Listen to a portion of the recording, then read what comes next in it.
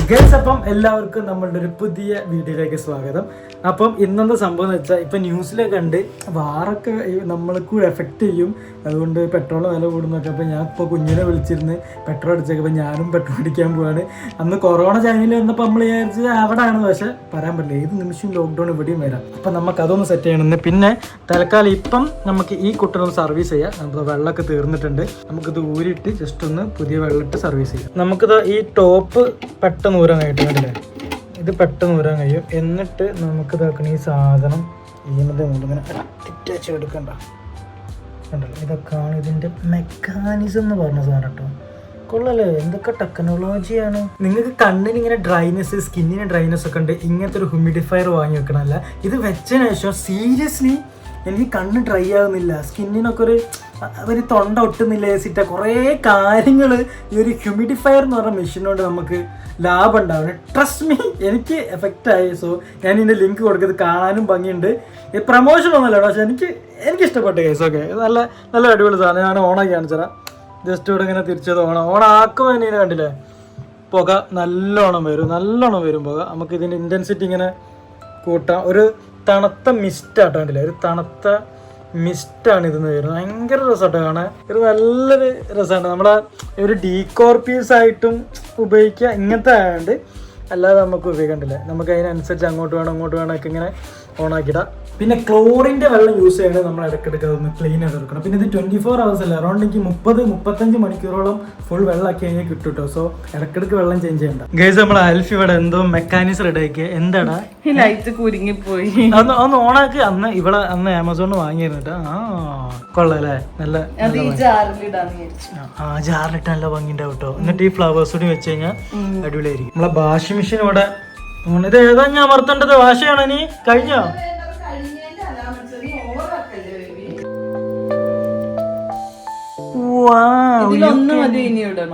ഇതൊന്നു മതി, ഓവർ വേണ്ട, ഒന്ന് മതി. ഇത് ചാർജിങ് തീരുമ്പോ നമുക്ക് അടുത്ത റീഫിൽ ചെയ്യാം. ഓക്കെ, ആ ഫ്ലവറുടി വെക്ക്, കുത്തി കയറ്റാ.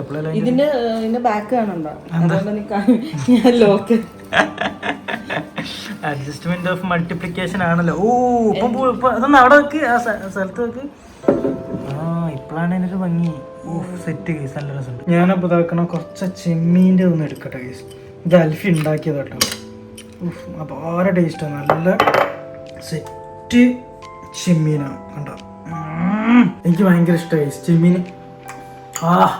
ചെമ്മീൻ റോസ്റ്റ് അടിപൊളി ടേസ്റ്റ് അടി. ഈ സാധനത്തിന് ഭയങ്കര ടേസ്റ്റാ. കുറച്ച്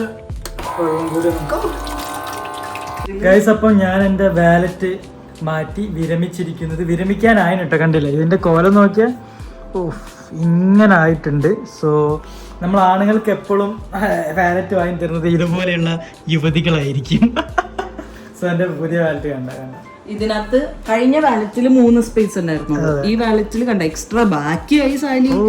കുഴപ്പമില്ല, ഇനി കുറച്ച് ക്രെഡിറ്റ് കാർഡ് വാങ്ങാം, കാറുകളൊന്നും. ദുരന്തർ കണ്ട ശേഷം ഫുൾ അതിന്റെ പാട്ട് തന്നെ. ദുരന്തർ ഒരു പടം തന്നെ, ഒരു വട്ടോടി കാണാൻ തോന്നുന്നുണ്ടല്ലോ. അതെ, നമ്മള് കണ്ടത് നന്നായി. റീല് മൊത്തം അപ്പൊ കണ്ടില്ലേ, ക്ലൈമാക്സ് ഒക്കെ നമുക്ക് മൊത്തം പോയാനെ. ഇവിടെ ഷാൻഡലൈസ് ഒക്കെ ഫിക്സ് ചെയ്തിട്ട് തല കറങ്ങുന്ന ബേബി ഓണാക്കി.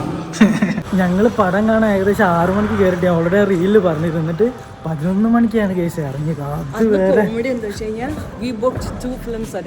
2 പടം ഒരു ദിവസം ബുക്ക് ചെയ്ത വേറെ കോമഡി. ഇവന്റെ തലയും കണ്ണൊക്കെ എന്തോ ആയിപ്പോയി. എന്റെ കിളി പോയി, ഞാനടിച്ചു. കാരണം തിയേറ്ററിൽ പരസ്യം 40 മിനിറ്റ്, എന്നിട്ട് തിയേറ്ററിൽ ഏകദേശം എത്ര മിനിറ്റ് വന്നു? അതായത് നമ്മൾ 6 മണിക്കാണ് ഷോ സ്റ്റാർട്ട് ചെയ്യണ്ടായിരുന്നത്, പക്ഷെ 6:48 ആയി സിനിമ സ്റ്റാർട്ട് ചെയ്തു. എക്സാക്ട്ലി. നമുക്ക് നോക്കിയാ ഒറ്റ കട്ട പെട്രോൾ, അതാണ് നമ്മളുടെ കാർ. ന്യൂസിലൊക്കെ ഉണ്ട്, വലിയ സീനൊന്നും ഇല്ല. ഇൻസ്റ്റാഗ്രാമിൽ കുറെ പേര് കോണ്ടന്റ് ചെയ്യാൻ വേണ്ടി റീഷെയർ പോവുമല്ലോ, അതുകൊണ്ടായിരിക്കും. പക്ഷെ നമ്മളിപ്പം പെട്രോൾ അടിക്കണേ തീരെ പെട്രോൾ ഇല്ലാണ്ട് പറ്റൂലല്ലോ. കുറച്ച് പെട്രോൾ എങ്ങനെ അടിച്ചൊക്കെ ഉണ്ട്, അതുകൊണ്ടാണ്. പക്ഷെ മേ ബി ചിലപ്പോ പെട്രോളിന് വില കൂടിയേക്കാം, നമ്മളെ കയ്യിലല്ലേ ഒന്നും. അപ്പൊ പിന്നെ വെറുതെ എന്തിനാ റിസ്ക് എടുക്കുന്നത്? ന്യൂസിൽ മോദി പറയുന്നുണ്ട് നമ്മുടെ നാട്ടിൽ ഇനഫ് ആയിട്ടുള്ള പെട്രോൾ ഉണ്ട്, അനാവശ്യമായിട്ടുള്ള പേടിയൊന്നും വേണ്ട, പക്ഷെ എന്നാലും നമുക്ക് ഒരു കരുതല്ല, അത്രേ ഉള്ളൂ. നല്ല പച്ച അല്ലേ, അതിന്റെ അടുത്ത് ഒരു പച്ച ബസ്സും കൂടെ ആയിട്ട് നല്ല കളർഫുൾ പമ്പ്, മൊത്തം ഒരു കളർഫുൾ പമ്പ് ഗൈസ്. കൊള്ളാം. എനിക്ക് ഈ പമ്പ് ഗ്ലാസ് ക്ലീൻ ചെയ്യാനായി ബേബിയോ. ഇത് മറ്റേ ആ പെണ്ണുങ്ങള് വന്ന് ചെയ്യുന്നയാ. ഗൂഗിൾ പേ അല്ല ഗൈസ്. അപ്പം ഞാൻ ഒരു 3500 പറഞ്ഞിട്ടുണ്ട്. ഫുൾ ടാങ്ക് നമുക്ക് നോക്കാം. ഇപ്പോൾ ഇതാക്കണ അവിടെ റൺ ചെയ്യുന്നുണ്ട്, നോക്കിയിട്ട് ഫുൾ ടാങ്ക് അടിക്കാം. ഓക്കെ, സോ 1000-നായിട്ടുള്ള ചെറിയ പമ്പാന്ന് തോന്നുന്നു. കുറേ ടൈം എടുക്കുമ്പോഴേക്ക് അടിക്കാൻ. കണ്ടില്ലേ, 1200 സംതിങ് ആയി. ഒരു മിക്കവാറും ഒരു 3500 ആകുമ്പോൾ നമുക്ക് സ്റ്റോപ്പ് ചെയ്യാം. നമ്മളുടെ കട്ടത് അങ്ങനെ കൂടിക്കൂടി വരുന്നതാണ്. അപ്പോൾ പെട്രോൾ അടി കഴിഞ്ഞ് ഇനി ATM പോയിട്ട് കുറച്ച് കാശ് എടുത്ത് വെക്കണം. കാരണം എനിക്ക് കഴിഞ്ഞ കൊറോണ ടൈമിൽ നല്ല അനുഭവം ഉണ്ടായതുകൊണ്ട് ഈ പ്രാവശ്യം പ്രിപ്പയർ ആയി. പക്ഷെ ഈ പ്രാവശ്യം ഒന്നും സംഭവിക്കില്ല, എന്നാലും ഞാനൊന്ന് പ്രിപ്പയർ ആകും. അതെ, ബാങ്കിലുള്ളത് കയ്യിൽ വെക്കുന്നു. അതെ, ബാങ്കിൽ എനിക്ക് തീരെ വിശ്വാസമില്ല. നമ്മളെ പൈസ, എന്റെ ബാങ്കിന് എനിക്ക് ഒട്ടും അതെ, നമ്മളെ പൈസ നമ്മൾ എടുക്കാൻ പോകുമ്പോ അവർ നമ്മളോട് പറയും പിന്നെ വരാൻ. അമ്മമാര് തെണ്ടിത്തരത്തിന് എനിക്ക് നിക്കാൻ വയ്യ.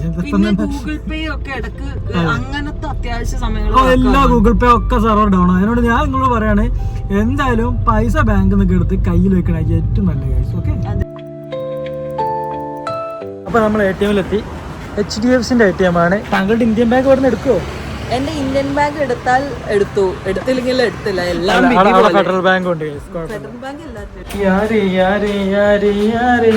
1 ലക്ഷം കൂടെ 1 ലക്ഷം എടുത്താലോ? 1 ലക്ഷം. ഞാൻ RBI പ്രിന്റ് ചെയ്യാണല്ലോ. ഞാൻ ഒരു 50,000 രൂപ വിഡ്രോ ചെയ്യാൻ നോക്കിയിട്ട് 10 അങ്ങനെ 5 വട്ടം എടുക്കണം. എനിക്ക് തോന്നുന്നു 4 വട്ടത്തിൽ കൂടുതൽ നമ്മൾ ATM എടുത്തു കഴിഞ്ഞാൽ പിന്നെ ഓരോ തവണ എടുക്കുന്നതിനും 50 രൂപ വട്ടം പിടിക്കും തോന്നുന്നു. എനിക്കറിയില്ല കേസ്. പിന്നെ എൻ്റെ ബാങ്കിൽ നിന്ന് എപ്പോഴും 250 എല്ലാ മാസവും അവർ പിടിക്കാറുണ്ട്. ഞാൻ അതേപറ്റി ചോദിക്കാറില്ല.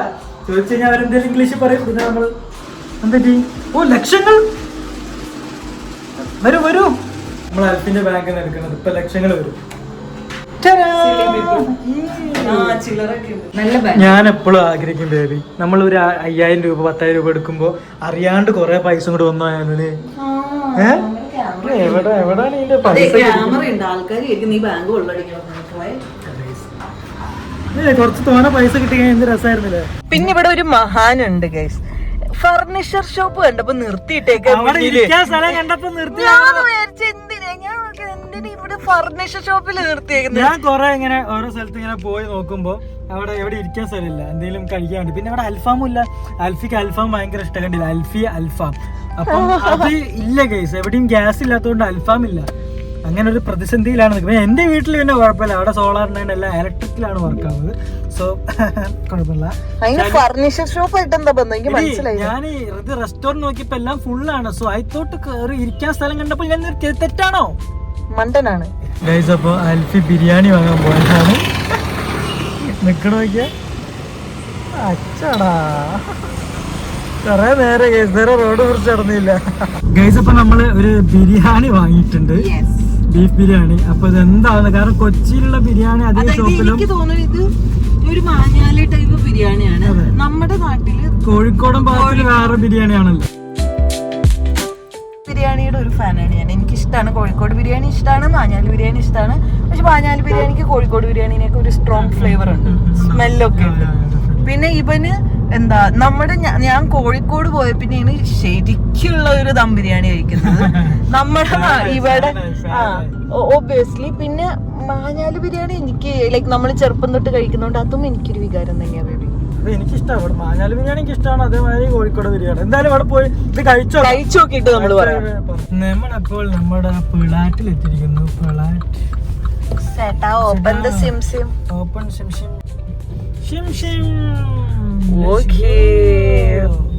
ഈ ഫ്ലാറ്റിലാണോ ബേബി നമ്മ? അല്ലല്ലോ, നമ്മൾ ആ സൈഡിലാട്ടാ ഇതാക്കണം. ഇവിടെ വേറെ ഫ്ലാറ്റ് ഉണ്ടാക്കേണ്ടത്, ഉണ്ടാക്കി കഴിഞ്ഞിട്ട് നമുക്ക് ഇങ്ങോട്ട് ചാടാം. നമ്മളിപ്പോ നോക്കാം, ഫ്ലാറ്റിന് പാർക്കിങ്ങിലൊന്നും കാറുകളൊന്നും ഇല്ല. എല്ലാവരും ഇവിടുന്ന് പെട്ടികളൊക്കെ എടുത്ത് പോകുന്നു.